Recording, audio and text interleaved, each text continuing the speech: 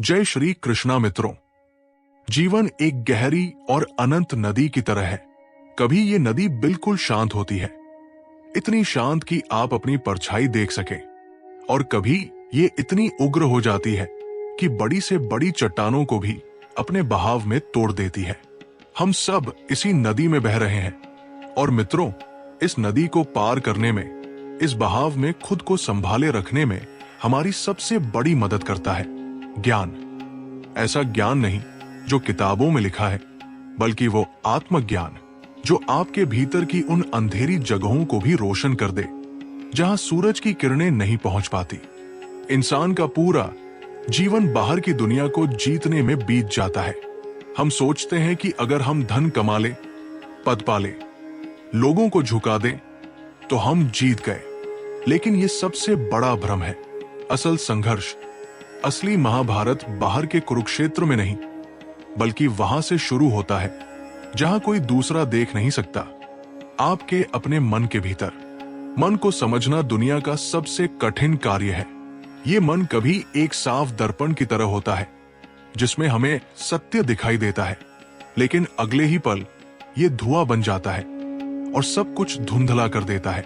जरा सोचिए, कभी एक छोटा सा विचार आपको आसमान की ऊंचाइयों तक पहुंचा देता है। आप महसूस करते हैं कि आप कुछ भी कर सकते हैं, और कभी वही मन एक छोटे से डर को पकड़कर आपको इतनी गहराई में धकेल देता है कि आपको लगता है अब सब खत्म हो गया। इसीलिए संतों और ऋषियों ने कहा है, जिसने जगत को जीता उसने कुछ नहीं जीता, लेकिन जिसने अपने मन को जीत लिया उसने तीनों लोकों को जीत लिया। मित्रों, ये मन एक ऐसा साथी है जो जन्म से हमारी अंतिम सांस तक हमारे साथ चलता है। लेकिन विडंबना देखिए, जो सबसे करीब है वही कभी कभी हमारा सबसे बड़ा शत्रु बन जाता है। ये एक दोधारी तलवार है। अगर आप इसे चलाना जानते हैं तो ये आपकी रक्षा करेगा, और अगर आप अनजान हैं तो ये आपको ही घायल कर देगा।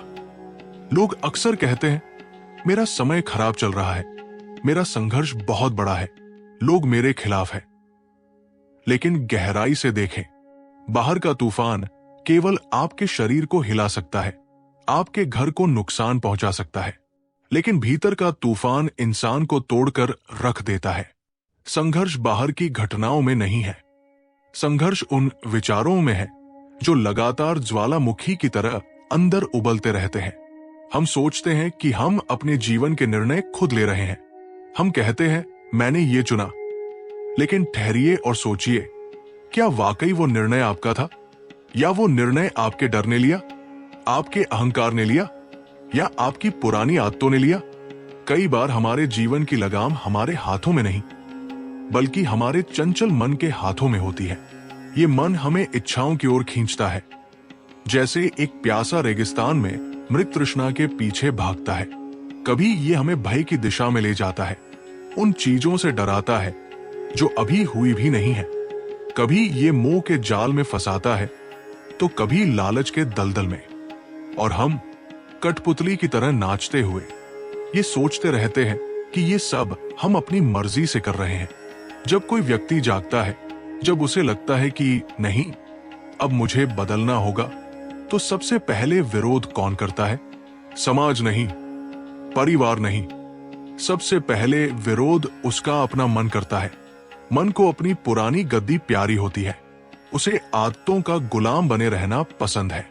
जैसे ही आप कुछ नया करने की सोचते हैं, मन पुरानी फाइलों को खोल देता है। तुमसे नहीं होगा, पिछली बार भी तुम असफल हुए थे, अभी सही समय नहीं है। पुरानी आदतें चुंबक की तरह उसे खींचकर वापस वही ले जाती है जहां से वो बड़ी मुश्किल से निकलना चाहता था। यही कारण है कि दुनिया में करोड़ों लोग रोज कसम खाते हैं और रोज उसे तोड़ देते हैं, और अंत में हताश होकर कहते हैं, मैं बदल नहीं सकता, ये मेरी किस्मत है। मित्रों, बदलाव कठिन है पर असंभव नहीं। असंभव केवल वो है जो आपने मन में स्वीकार कर लिया है। मन का खेल बहुत बारीक है, इसे समझिए।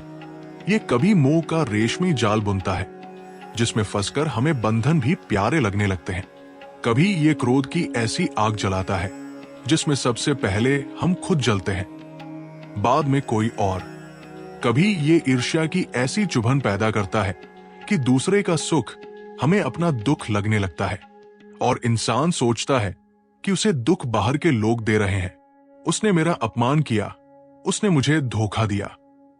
जबकि सत्य यह है कि दुख बाहर की घटना से नहीं, उस घटना पर आपके मन की प्रतिक्रिया से पैदा होता है। दुख मन की बनाई हुई एक कहानी है जिसे हम बार बार खुद को सुनाते हैं। एक उदाहरण देखिए। एक ही परिस्थिति में खड़े दो लोग, जैसे भारी बारिश हो रही हो। एक व्यक्ति बारिश को कोसता है, कीचड़ से डरता है और दुखी होता है। दूसरा व्यक्ति उसी बारिश में जीवन देखता है, हरियाली देखता है और आनंदित होता है। परिस्थिति वही है, बारिश। फर्क कहाँ है? फर्क मन की गुणवत्ता में है।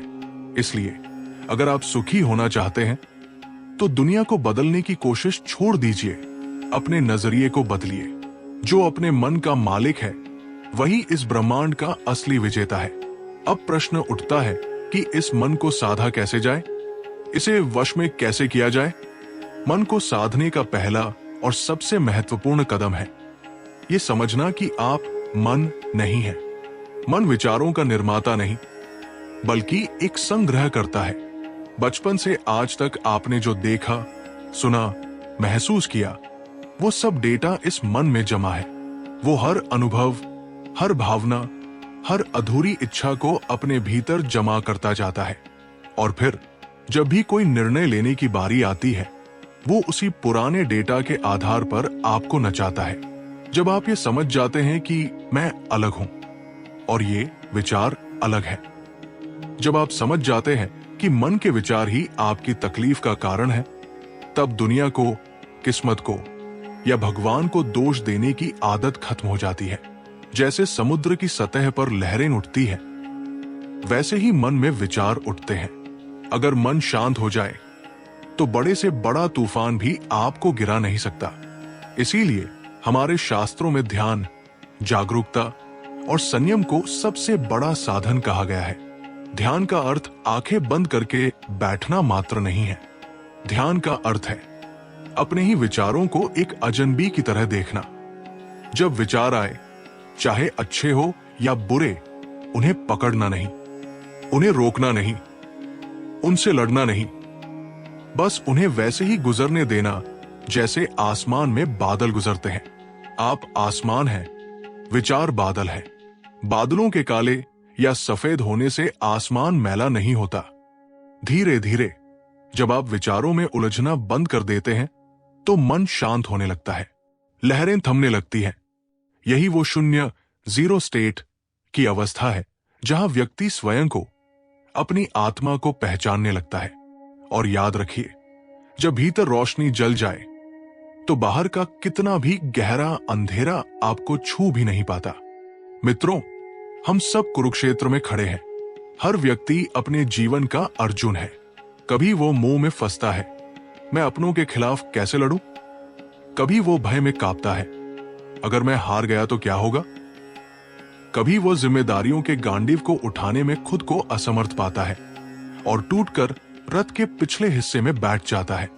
हम सब जीवन के किसी न किसी मोड़ पर टूटते हैं, लेकिन जिस दिन वो अर्जुन अपने भीतर बैठे कृष्ण, विवेक साक्षी की आवाज सुनना सीख लेता है, वही दिन उसके उठने का दिन होता है।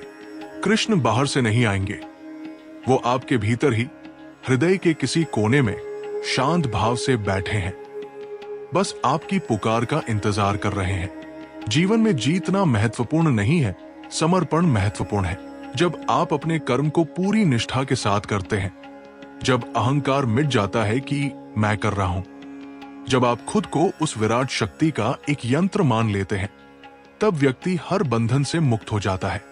हमारे सारे दुखों की जड़ एक छोटा सा शब्द है, मैं। जब तक ये मैं बना रहता है, पीड़ा बनी रहती है।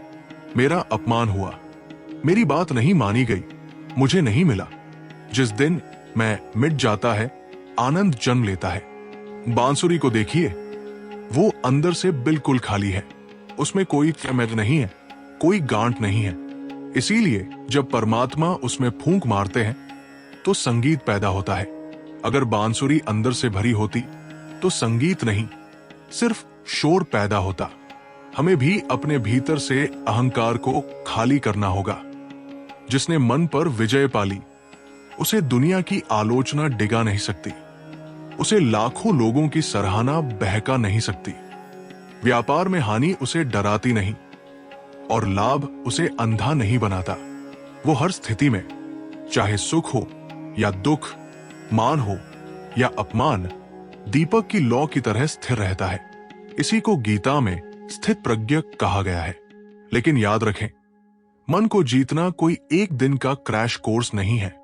ये कोई जादू नहीं है, ये एक सतत साधना है।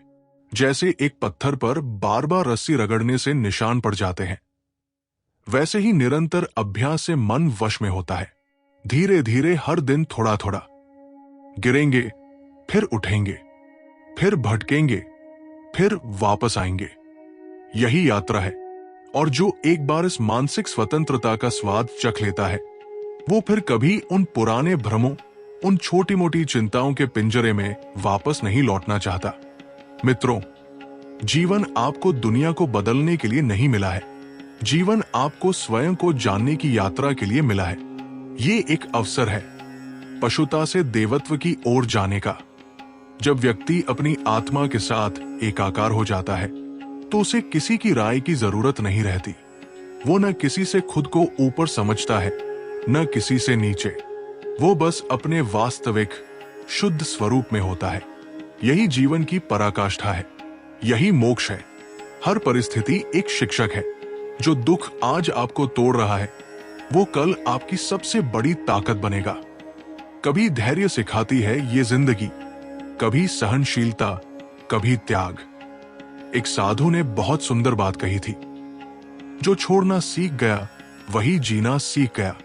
बोझ चाहे दुख का हो, चिंता का हो या लोगों से लगाई गई उम्मीदों का हो, जब तक हम उसे कसकर पकड़े रहते हैं, हम भारी महसूस करते हैं, हम डूबते हैं। जैसे ही हम मुट्ठी खोल देते हैं, जैसे ही हम छोड़ते हैं, हम हल्के हो जाते हैं, हम तैरने लगते हैं। इंसान की सबसे बड़ी भूल है दूसरों से मान्यता मांगना, दूसरों के तालियों का भूखा होना। जब तक आप बाहरी दुनिया से अपनी कीमत तय करवाएंगे, आप हमेशा सस्ते में बिकेंगे और कभी शांत नहीं रह सकेंगे। सच्ची खुशी बाजार में नहीं मिलती, वो भीतर से आती है। अगर मन शांत है तो फूस की झोपड़ी में भी राजमहल का आनंद है, और अगर मन अशांत है तो सोने के महलों में भी नरक जैसी पीड़ा है। जीवन में कठिनाइयां इसलिए नहीं आती कि आपको बर्बाद कर दे। कठिनाइयां इसलिए आती है ताकि व्यक्ति अपनी छिपी हुई, सोई हुई ताकत को पहचान सके। सोना जब तक तपता नहीं, कुंदन नहीं बनता। मूर्तिकार जब तक पत्थर को चोट नहीं देता, उसके अंदर छिपी मूर्ति बाहर नहीं आती। इंसान भी उन्हीं चोटों, उन्हीं असफलताओं से निखरता है। मनुष्य अपनी ही सोच का कैदी है। आधा जीवन वो अतीत की राख कुरेदने में बिता देता है और बचा हुआ जीवन भविष्य की हवाई चिंताओं में। लेकिन जिसने वर्तमान को अपनाना सीख लिया, जो इस पल में जीना सीख गया, वो मुक्त हो गया। हर सुबह एक नया जन्म है, एक नया अवसर है। हर रात एक छोटी मृत्यु है। आत्मचिंतन का समय है। असली सफलता बैंक बैलेंस नहीं है। असली सफलता वही है जो रात को चैन की नींद दे और दिन में भीतर शांति दे, जो तुलना छोड़ दे, जो अहंकार त्याग दे। समुद्र को देखिए, उसमें हजारों नदियां, गंदे नाले और बरसाती पानी गिरता है, फिर भी समुद्र अपनी मर्यादा नहीं लांघता। वो शांत और गहरा रहता है। वैसे ही वो व्यक्ति शांति को पाता है जिसके मन में इच्छाओं की नदियां तो गिरती है, पर वो उनसे विचलित नहीं होता। तो मित्रों, जीवन का अर्थ है हर कदम को सार्थक बनाना, हर पल में ज्ञान का प्रकाश जगाना, हर अनुभव को, चाहे वो कड़वा हो या मीठा, अपना गुरु समझना। और अंत में सबसे बड़ा सत्य जो स्वयं भगवान ने कहा है, कर्मण ये वाधी कारस्ते मां फलेषु कदाचन। कर्म करते रहो, पूरी ऊर्जा और उत्साह से करो, लेकिन फल की चिंता का बोझ अपने सिर पर मत लो, क्योंकि फल की चिंता तुम्हें कमजोर बनाती है और कर्म का आनंद तुम्हें श्रेष्ठ बनाता है। हर कर्म का असली फल उस कर्म को करने में मिले आनंद में ही छिपा होता है। अपने मन को जीतो, दुनिया तुम्हारी होगी। मन का दर्पण और जीवन का सत्य। हर इंसान इस भौतिक संसार में जीने से पहले एक और संसार में जीता है। एक ऐसी दुनिया जो किसी नक्शे पर नहीं है, किसी को दिखाई नहीं देती, लेकिन उसका प्रभाव सबसे गहरा होता है। वो दुनिया है हमारे अपने मन की दुनिया। हम सब अपने भीतर एक ब्रह्मांड बसाए हुए हैं, अनगिनत विचारों का, कभी न खत्म होने वाली इच्छाओं का, अज्ञात भय का और टूटी जुड़ी उम्मीदों का। लेकिन विचारणीय प्रश्न यह है कि ये भीतरी दुनिया कितनी सत्य है? क्या ये उतनी ही वास्तविक है जितना हम इसे मान लेते हैं, या ये मात्र एक भ्रम है, एक कोहरा है? भगवान श्री कृष्ण गीता में स्पष्ट करते हैं, उद्धरेदात्मनात्माना नात्मानमवसादयेत, आत्मैव ह्यात्मनो बंधुरात्मैव रिपुरात्मनः। अर्थात मनुष्य को स्वयं अपना उद्धार करना चाहिए, अपना पतन नहीं, क्योंकि ये मन ही मनुष्य का मित्र है और ये मन ही मनुष्य का शत्रु है। मनुष्य वही है जैसा उसका मन है। यदि आपके मन के झरोखे पर धूल जमी है तो बाहर का सुंदर दृश्य भी आपको धुंधला और मैला ही दिखाई देगा। अगर मन में अंधकार भरा है तो तपता हुआ सूरज भी आपको रोशनी नहीं दे पाएगा। और यदि मन प्रकाश से, आशा से और विश्वास से भरा है तो घनी काली रात में भी आपको तारों की चमक दिखाई दे जाएगी। जीवन की सबसे बड़ी विडंबना या कहें सबसे बड़ी भूल यह है कि हम अपने दुखों का कारण हमेशा बाहर खोजते हैं। हम उंगली उठाते हैं परिस्थितियों पर, लोगों पर, ग्रहों की चाल पर या समय पर। हम कहते हैं, मेरे साथ ही ऐसा क्यों होता है? परिस्थिति बहुत खराब है, लोग मुझे नहीं समझते, मेरा समय खराब चल रहा है। लेकिन मित्रों, सत्य तो यह है कि बाहर तो केवल घटनाएं घटती हैं। असली उथल पुथल, असली तूफान तो भीतर चल रहा होता है। वर्षा का होना एक घटना है, उस वर्षा में कीचड़ देखकर दुखी होना या उसी वर्षा में जीवन का संगीत सुनकर आनंदित होना, ये मन का खेल है। मनुष्य को घटना दुख नहीं देती, मनुष्य को वो अर्थ दुख देता है जो उसका मन उस घटना को पहना देता है। घटना वही रहती है, तटस्थ और मौन, लेकिन हमारा मन शोर मचाता है। वो उस घटना की व्याख्या करता है और वही व्याख्या, वही अर्थ हमारी भावनाओं को जन्म देता है। जीवन और कुछ नहीं, बस एक विशाल दर्पण है। आप जो महसूस करते हैं वही लौटकर आपके पास आता है। ये ब्रह्मांड गूंज की तरह है। आप क्रोध चिल्लाएंगे तो चारों ओर से क्रोध ही लौट कर आएगा। आप प्रेम पुकारेंगे तो प्रेम लौट कर आएगा।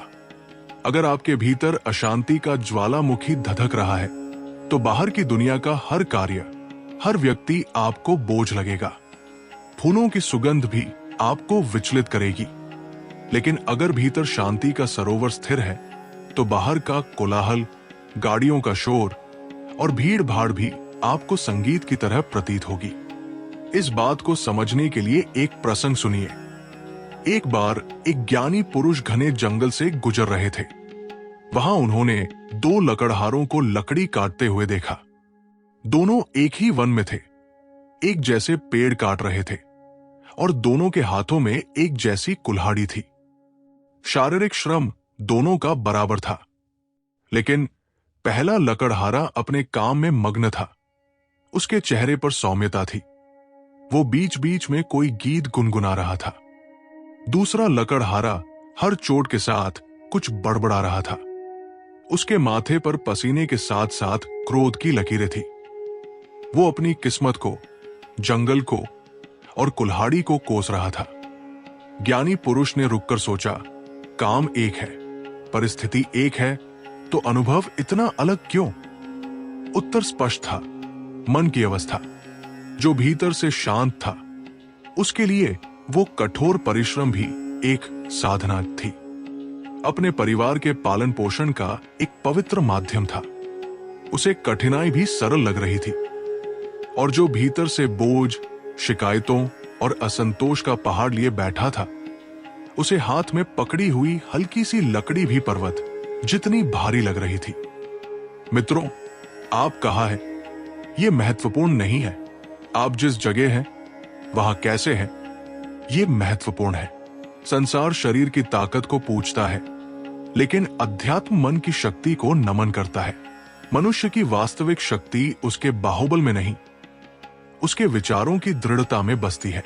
इतिहास गवाह है, बड़े बड़े साम्राज्य उन लोगों ने बनाए जिनके पास साधन कम थे, लेकिन मनोबल असीम था। जिसका मन हार गया वो सब कुछ जीत कर भी हारा हुआ है, क्योंकि उसके पास भोगने के लिए सुख तो होगा, पर उसे अनुभव करने वाला मन ही रोगी होगा। और जिसका मन जीत गया वो सब कुछ हार कर भी जीत जाता है, क्योंकि उसने वो संपत्ति पाली है जिसे न चोर चुरा सकता है न आग जला सकती है। वो है संतोष। दुनिया को जीतने के लिए आपको सिकंदर बनने की आवश्यकता नहीं है। हजारों दूसरों को हराने की जरूरत नहीं है। बस अपने भीतर बैठे उस एक शत्रु को हराना है जिसे हम भय कहते हैं। भय क्या है? भय कोई वस्तु नहीं है। भय केवल प्रकाश का अभाव है। भय वो काली छाया है जो तभी तक डराती है जब तक भीतर का प्रकाश बुझा हुआ है। और ये प्रकाश किसी दुकान पर, किसी बाजार में या किसी दूसरे व्यक्ति के पास नहीं मिलेगा। ये प्रकाश स्वयं आपकी चेतना है, आपकी आत्मा का तेज है। एक बार एक जिज्ञासु साधक ने अपने गुरु से पूछा, गुरुदेव, मेरे भीतर बहुत भय है। भविष्य का भय, मृत्यु का भय, अपमान का भय। मैं इस भय से कैसे लड़ूं? मैं इसे कैसे मारूं? गुरु मुस्कुराए। उन्होंने एक दीपक जलाया और अंधेरे कक्ष में रख दिया। कक्ष रोशन हो गया। गुरु ने पूछा, अंधेरा कहाँ गया? क्या तुमने अंधेरे से युद्ध किया? क्या तुमने उसे तलवार से काटा? साधक बोला, नहीं गुरुदेव, दीपक जलते ही अंधेरा तो स्वतः गायब हो गया। गुरु ने समझाया, पुत्र, जैसे अंधेरा हटाने के लिए अंधेरे से लड़ने की जरूरत नहीं होती, बस एक छोटा सा दीपक जलाना होता है, वैसे ही मन के भय को मिटाने के लिए भय से कुश्ती नहीं लड़नी पड़ती, बस ज्ञान का दीपक जलाना पड़ता है। ज्ञान क्या है? ज्ञान ये जानना है कि आप केवल ये नश्वर शरीर नहीं है। ज्ञान ये समझना है कि आप एक अनंत यात्रा पर हैं। ज्ञान ये है कि जो होना है वो होकर रहेगा और जो नहीं होना वो कभी नहीं होगा। ज्ञान वही है जो हमें स्वयं से मिलाता है, जो हमें समझाता है कि हम कौन हैं, क्यों आए हैं और हमारा गंतव्य क्या है। जिसने स्वयं को पहचान लिया, जिसने अपनी आत्मा की आवाज सुन ली, वो फिर दुनिया की राय का गुलाम नहीं रहता। उसकी दिशा उसके भीतर की आवाज, अंतरात्मा तय करती है, बाहर बजने वाली तालियां नहीं। हम में से अधिकांश लोग जीवन को एक समस्या की तरह देखते हैं जिसे हल करना है, लेकिन दृष्टिकोण बदलिए। जीवन कोई समस्या नहीं है। जीवन समझने की एक निरंतर प्रक्रिया है। हर अनुभव, चाहे वो खट्टा हो या मीठा, एक संकेत है। हर दुख एक संदेशवाहक है जो ये बताने आया है कि कहीं न कहीं कुछ न कुछ सुधार की आवश्यकता है। हर कठिनाई आपके भीतर सोई हुई शक्ति को जगाने का एक माध्यम है। सोने को कुंदन बनने के लिए अग्नि में तपना ही पड़ता है, बिना तपिश के उसमें चमक नहीं आती। वैसे ही संघर्ष मनुष्य के व्यक्तित्व को परखते हैं, उसे निखारते हैं। यदि कोई व्यक्ति अपनी समस्याओं से भागता है तो वो वास्तव में समाधान से नहीं, अपनी मंजिल से दूर भाग रहा है। लेकिन जो छाती चौड़ी करके तूफानों का सामना करता है, वही जान पाता है कि उसकी जड़ें कितनी गहरी है। जीवन पग पग पर आपकी परीक्षा लेगा। कभी ये आपके धैर्य की परीक्षा लेगा जब सब कुछ विलंब से होगा। कभी ये आपके विश्वास की परीक्षा लेगा जब प्रार्थनाओं का उत्तर नहीं मिलेगा। कभी ये आपके त्याग की परीक्षा लेगा जब आपको अपनी प्रिय वस्तु छोड़नी होगी। लेकिन इन सब में आपको हर पल, हर क्षण एक चुनाव करना है कि आपका मन कैसा बनेगा। क्या मन आपका शत्रु बनकर आपको डराएगा या मित्र बनकर ढाढ़स बंधाएगा? जब मन आपका मित्र बन जाता है तो विपत्ति भी अवसर बन जाती है और जब मन विरोधी बन जाता है तो आया हुआ अवसर भी बोझ लगने लगता है। इसीलिए ऋषियों ने कहा है, मनुष्य का सबसे बड़ा युद्ध किसी सीमा पर नहीं, उसके भीतर होता है। बाहर का युद्ध जीतना आसान है, वहां शत्रु दिखाई देता है। भीतर का युद्ध मौन होता है, गहरा होता है और कई बार बहुत लंबा भी। वहां शत्रु आपके अपने ही विचार हैं, आपकी अपनी ही आदतें हैं। लेकिन जिस दिन ये युद्ध जीत लिया जाता है, उस दिन व्यक्ति मोक्ष का अनुभव इसी जीवन में कर लेता है। लोग अक्सर भाग्य की दुहाई देते हैं, लेकिन भाग्य कोई आकाश से टपका हुआ जादू नहीं है। भाग्य वही फसल है जो आप अपने कर्मों के बीजों से उगाते हैं। और कर्म कब बदलता है? कर्म तब बदलता है जब मन बदलता है। जब विचार शुद्ध होते हैं तो कर्म श्रेष्ठ होते हैं, और जब कर्म श्रेष्ठ होते हैं तो भाग्य का सूर्य अपने आप चमकने लगता है। इसलिए जो मनुष्य मन को साध लेता है, वो अपनी किस्मत की कलम अपने हाथ में ले लेता है। एक बार एक चक्रवर्ती राजा ने अपने सबसे बुद्धिमान मंत्री से पूछा, मंत्रीवर, इस पूरे संसार में सबसे बड़ा और सबसे वीर योद्धा कौन है? क्या वह जिसने सो राजाओं को हराया हो? मंत्री ने विनम्रता से उत्तर दिया, नहीं महाराज, शास्त्रों की दृष्टि में वो योद्धा नहीं है। असली योद्धा वो है जो भीषण क्रोध आने पर भी शांत रह सके, जो घोर अपमान होने पर भी मुस्कुरा सके, विचलित न हो, जो भय सामने खड़ा हो फिर भी अपने सिद्धांतों पर अडिग रह सके, जिसने अपने मन के वेग को रोक लिया, वही त्रिलोक का सबसे बड़ा योद्धा है। जीवन में सबसे कठिन है संतुलन। अगर जीत मिले तो अहंकार न चढ़े, हार मिले तो आत्मविश्वास न टूटे, आलोचना मिले तो मन डगमगाए नहीं, दुखी न हो, और प्रशंसा मिले तो मन बहके नहीं, फूले नहीं। यह संतुलन तब आता है जब व्यक्ति समझ लेता है कि यह सब क्षणिक है, आज है, कल नहीं होगा। केवल आपकी चेतना ही शाश्वत है। त्याग का महत्व समझाने के लिए एक सुंदर दृष्टांत है। एक बूढ़ा व्यक्ति रोज नदी के किनारे बैठता और एक एक करके पत्थर नदी में फेंकता रहता। एक राहगीर ने उससे पूछा, बाबा, आप ये क्या कर रहे हैं? बूढ़े ने बहुत गहरा उत्तर दिया, बेटा, ये पत्थर नहीं है। हर पत्थर एक चिंता है, एक बुरी याद है, एक शिकायत है। जब तक मैं इसे अपनी मुट्ठी में पकड़े रहता हूं, ये मुझे भारी लगता है, मेरा हाथ दुखता है। लेकिन जैसे ही मैं इसे छोड़ देता हूं, पानी में फेंक देता हूं, मैं भीतर से हल्का हो जाता हूं। यही जीवन का सार है मित्रों। जो छोड़ना सीख गया वही जीना सीख गया। हम अतीत की गलतियों को पकड़े रहते हैं, मैंने ऐसा क्यों किया। हम भविष्य की चिंताओं को पकड़े रहते हैं, कल क्या होगा। हम दूसरों के दिए हुए घावों को पकड़े रहते हैं, जबकि जीवन तभी सरल, सुगम और सुंदर होता है जब हम पकड़ने की जगह छोड़ना सीखते हैं। माफ करना सीखिए, भूलना सीखिए। आज के युग में मनुष्य की अशांति का एक और बड़ा कारण है तुलना। जीवन की सबसे गहरी शांति तब नष्ट हो जाती है जब हम दूसरों के जीवन में झांकना शुरू करते हैं। उसके पास मुझसे ज्यादा है, वो मुझसे आगे निकल गया। याद रखिए, हर आत्मा की यात्रा अलग है, हर किसी का प्रश्नोत्तर अलग है। सूरज और चंद्रमा की कोई तुलना नहीं होती, दोनों अपने अपने समय पर चमकते हैं। कोई अपनी मंजिल पर जल्दी पहुंचता है, कोई देर से, लेकिन जो चलता रहता है वो पहुंचता जरूर है।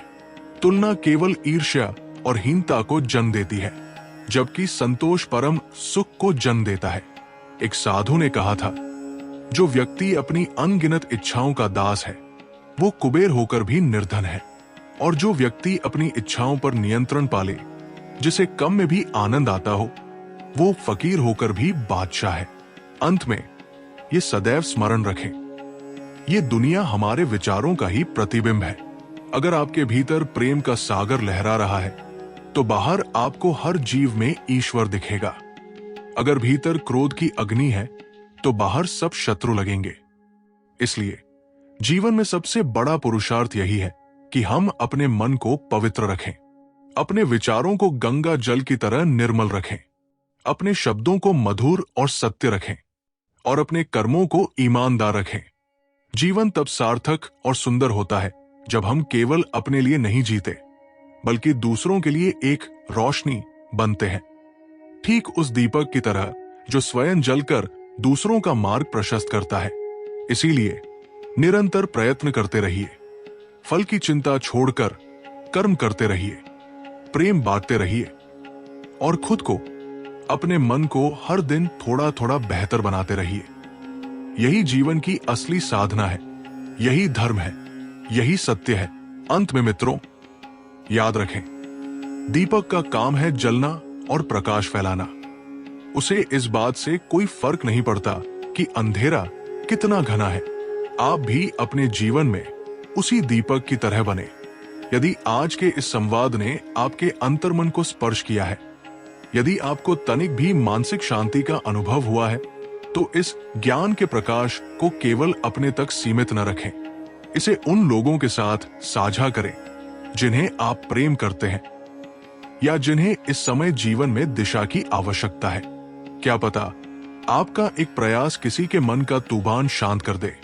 सत्य, धर्म और आध्यात्म की इस अनवरत यात्रा में हमारे सहयात्री बनने के लिए और ऐसे ही अनमोल विचारों से जुड़े रहने के लिए इस परिवार का हिस्सा अवश्य बने।